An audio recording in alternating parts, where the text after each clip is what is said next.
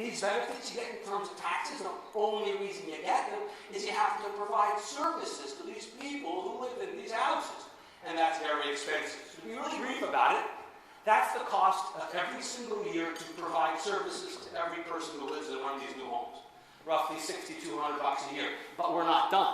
Housing also requires you to build roads, sewers, infrastructures, police stations, fire hydrants, judiciary buildings, jails, prisons, parks and recs, and that's a one-time cost of $14,000. So housing has benefits, the construction phase, the ripple phase, and the occupancy phase. But it has two types of costs. The annual costs, right there, $6,600. And the one-time cost is $14,000. The question we now ask ourselves is, does housing pay its way? Are the revenues we generate in taxes from these three phases enough to cover this cost once and this cost into perpetuity?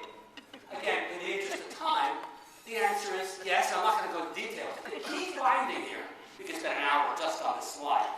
The key finding is that at the end of year one, the debt that was any debt that had to be paid, that had to be purchased, is gone. Remember, each of these 100 houses required $13,740